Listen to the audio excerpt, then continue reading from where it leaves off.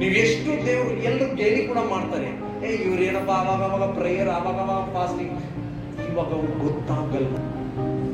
ಯಾಕೆ ಫಾಸ್ಟಿಂಗ್ ಅಂದ್ರೆ ನಿಮ್ಮ ಆತ್ಮ ಇನ್ನೂ ಟ್ರಾನ್ಸ್ಪರೆಂಟ್ ಆಗಿರುತ್ತೆ. ನಿಮ್ ಶರೀರನ ಅದನ್ನ ಹಿಡ್ಕೊಂಡು ಶರೀರ ಕಂಟ್ರೋಲ್ ಮಾಡಲ್ಲ. ನೀವು ಯಾವಾಗ ಫಾಸ್ಟ್ ನಲ್ಲಿ ಇರ್ತೀರೋ ಆತ್ಮದಲ್ಲಿ ನಡೆಯಕ್ಕೆ ಶುರು ಮಾಡ್ತೀರಾ, ಅನಾರೋಗ್ಯ ಕೂಡ ನಿಮ್ಮನ್ನ ಕಂಟ್ರೋಲ್ ಮಾಡಕ್ ಆಗಲ್ಲ. ಹಲ್ಲೆಲೂಯಾ. ನಾನು ಹೇಳೋದನ್ನ ಅರ್ಥ ಮಾಡ್ಕೊಳ್ಳಿ. ಅನಾರೋಗ್ಯ ಆದ್ರೂ ಇರಲಿ, ಕೆಟ್ಟ ಶಕ್ತಿಗಳಾದ್ರೂ ನಿಮ್ಮನ್ನ ಕಂಟ್ರೋಲ್ ಮಾಡಕ್ಕಾಗಲ್ಲ. ಶರೀರ ಮುಖಾಂತರ ಮಾತ್ರನೇ ನಿಮ್ಮನ್ನ ಕಂಟ್ರೋಲ್ ಮಾಡಕ್ಕಾಗುತ್ತೆ. ಬಟ್ ಆತ್ಮದಲ್ಲಿ ಬಲವಾಗಿದ್ರೆ ನೀವು ಒಂದಿನ ದಿನಗಳು ಕೂಡ ಬರಬಹುದು. ಹಲ್ಲೆಲೂಯಾ. ಕೊಡಕ್ಕಾಗಲ್ಲ ಅಂತ ಎಲ್ಲ ಮನೆಯಿಂದ ಈಚೆ ಬಂದ್ರೆ ಹೊಡಿತೀನಿ ಅಂತ ಹೇಳ್ತಾರೆ. ಮನೆಯಲ್ಲಿ ಇರ್ಬೇಕು. ಇವಾಗ ನೀವು ಆತ್ಮದಲ್ಲಿ ಇದ್ರೆ ಹಸಿವೆ ಆಗಲ್ಲ.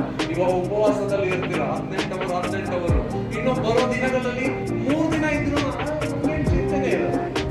ದೇವರು ನಮ್ಮನ್ನ ಆ ತರ ಬಿಡಲ್ಲ. ನಮ್ಗೆ ಕೊಡ್ತಾರೆ, ವಾಕ್ಯದ ಮುಖಾಂತರ ಮನ ಕೂಡ ನಮ್ಗೆ ಕೊಡ್ತಾರೆ. ಹಲ್ಲೆಲೂಯಾ. ಕೊಟ್ಟು ನಮ್ಮನ್ನ ಬ್ಲೆಸ್ ಮಾಡ್ತಾರೆ.